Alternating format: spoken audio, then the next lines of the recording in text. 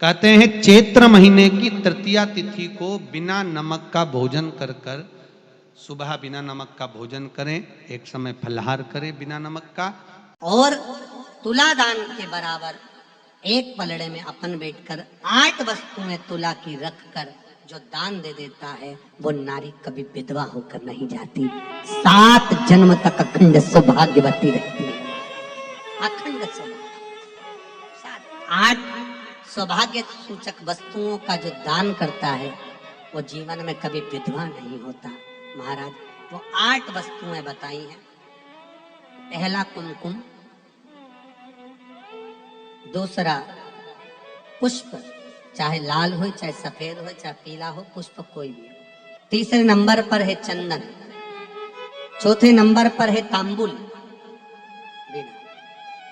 पांचवें नंबर पर है काजल, छठे नंबर पर है ईख, क्या बोलते हैं यहाँ पर ईख को, क्या बोलते हैं, गन्ना, ईख। 7वें नंबर पर है लौंग, खाने वाली जो लौंग होती है, लौंग। और 7वें नंबर पर है, 8वें नंबर पर है जीरा, जीरा ये भी सौभाग्य सूचक है। जय माता दी दर्शकों, इस साल चैत्र माह के शुक्ल पक्ष की तृतीया तिथि के दिन सुहागिन महिलाएं गणगौर पूजा करती हैं, अपने पति की लंबी उम्र के लिए व्रत रखती हैं। दिनांक 10 अप्रैल को शाम 5:32 से तृतीया तिथि का आरंभ हो रहा है। समापन 11 अप्रैल को दोपहर 3:03 पर होगा। ऐसे में उदय तिथि के अनुसार गणगौर पूजा 11 अप्रैल गुरुवार के दिन रखी जाएगी। यह व्रत भगवान शिव, माता पार्वती को समर्पित है। ऐसी मान्यता है कि जो व्यक्ति इस दिन, जो महिलाएं व्रत रखती हैं, विधिवत पूजा पाठ करती हैं, उनकी सभी मनोकामनाएं पूरी होती हैं, अखंड सौभाग्य का वरदान मिलता है। ऐसे में गणगौर पूजा के दिन क्या करना चाहिए और क्या नहीं करना चाहिए। गणगौर पूजा के दिन भगवान शिव, माता पार्वती की विधिवत पूजा अर्चना करनी चाहिए।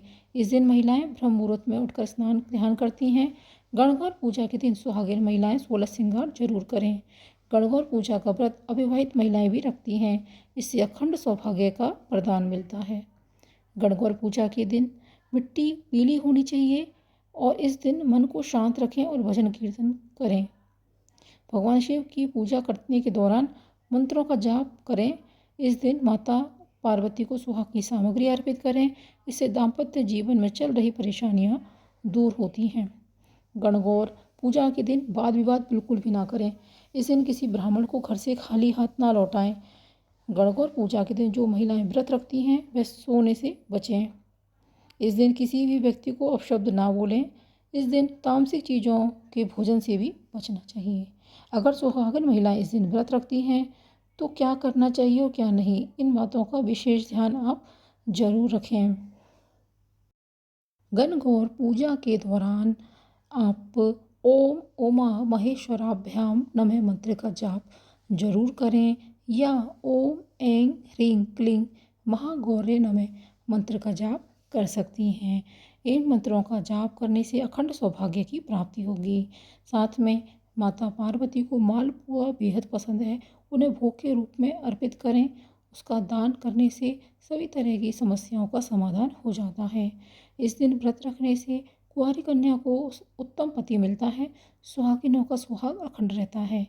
माता पार्वती को शक्कर का भोग लगाकर उसे दान करने से लंबी आयु प्राप्त होती है, जबकि शिवजी पर दूध चढ़ाकर दान करने से सभी प्रकार के दुखों से छुटकारा मिल जाता है। इस दिन माता पार्वती को घी का भोग लगाने से तथा दान करने से सभी तरह के रोग और कष्टों से छुटकारा मिलता है। इस दिन लाल और सफ़ेद आंकड़े के फूल को भगवान शिव के समक्ष अर्पित करें। इसी तरह से उसका पूजन करने से मोक्ष की प्राप्ति होती है। इस दिन अलसी के फूलों से शिव जी का पूजन जरूर करें। मनुष्य भगवान विष्णु को प्रिय हो जाता है। इस दिन भगवान शिव को चमेली के फूल अर्पित करते हैं तो महासुख की प्राप्ति होती है। सुहागिन महिलाएं पति से 7 जन्मों का साथ, स्नेह, सम्मान और सौभाग्य पाने के लिए इस दिन व्रत रखती हैं। अगर किसी कन्या के विवाह में देरी हो रही है तो इस दिन माँ गौरी और भगवान शंकर का पूजन जरूर करें। यह पर्व मन चाहे वर और उत्तम जीवन साथी की प्राप्ति के लिए बहुत ही शुभ और मंगलकारी माना जाता है। और के दिन माता गौरी को सुहागी और भगवान शिव को सफ़ेद वस्त्र अर्पित करें। पूजा के बाद भोग लगाएं, आरती करें। इस उपाय से घर परिवार में सुख समृद्धि में बढ़ोतरी होती है।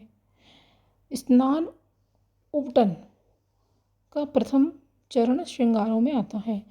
ऐसे में कोई भी और श्रृंगार करने से पूर्व नियम पूर्वक अगर आप स्नान करते हैं, स्नान में सिकाकाई, भृंगराज, आंवला, उपटन और अन्य कई तरह की सामग्रियां मिलाते हैं, तब वस्त्र धारण करते हैं। दुल्हन है तो लाल रंग का लहंगा पहनती हैं, जिसमें हरे और पीले रंग का उपयोग होता है। आप उपटन का दान करें। श्रृंगार सामग्री में आप उपटन का दान कर सकती हैं। सिंदूर से मांग भरी जाती है, ऐसा माना जाता है, इससे पति की आयु लंबी होती है। बिंदी सुहागिन महिलाओं द्वारा कुमकुम की बिंदी को माथे पर लगाना पवित्र माना जाता है। गुरु के बल को यह बढ़ाती है। काजल से आँखों की सुंदरता बढ़ती है और इससे मंगल दोष दूर होता है, इसलिए आप काजल का दान कर सकती हैं। चूड़ियाँ सुहाग का प्रतीक होती हैं। लाल रंग खुशी का और हरा रंग समृद्धि का प्रतीक होता है। मंगलसूत्र भी सुहाग का प्रतीक माना जाता है। इसमें काले मोती बुरी नज़र से बचाते हैं। इसके अलावा गले में 9 लखा हार या कहें तो स्वर्णमाला भी आप पहन सकते हैं। नथनी, नाक में चांदी का तार या लौंग पहनना जरूरी होता है, इससे सुंदरता बढ़ती है, साथ ही बुध का दोष भी दूर हो जाता है। गजरा, इससे बालों में सुंदरता और सुगंध के लिए लगाया जाता है। मांग टीका, माथे के बीच बीच में पहनने जाने वाला यह मांग टीका विवाह के बाद शालीनता और सादगी से जीवन बिताने को बताता। झुमके, इसे कुंडल और बाली भी कहते हैं। कानों में स्वर्ण बाली या झुमके पहनने से राहु और केतु के दोष दूर होते हैं। ससुराल वालों की बुराई करने से और सुनने से दूर रहना चाहिए। बाजूबंद, यह सोने या चांदी का सुंदर सा कड़े की आकृति का जेवर है जो बाजू में पहनते हैं। इससे परिवार के धन और समृद्धि की रक्षा होती है। कमरबंद, इसे तगड़ी कहते हैं, यह कमर में पहना जाता है। सुहागिन महिलाएं इसे पहनती हैं तो वे घर की मालकिन हैं। साड़ी को संभाल कर भी ये रखता है। बिछुआ, पैरों में उंगलियों में पहनी जाती है, सूर्य और शनि के दोष को दूर करता है। इस बात का प्रतीक है कि सुहागिनें अब हर समस्याओं का साहस के साथ सामना करेंगी। पायल, बिछिया दोनों ही चांदी की पहनती हैं।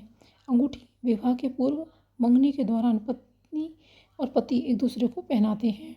मेहंदी, हाथों की सुंदरता बढ़ती है। मेहंदी हाथों में लगाना शुभ माना जाता है, इससे पति का प्यार मिलता है। श्रृंगार होते हैं, इसमें अधरों और नखों का रंगना, तांबुल आदि और भी श्रृंगार शामिल हैं। 16 श्रृंगार करके गणगौर की पूजा अवश्य करें। और दर्शकों, इन चीज़ों का आप दान भी कर सकते हैं।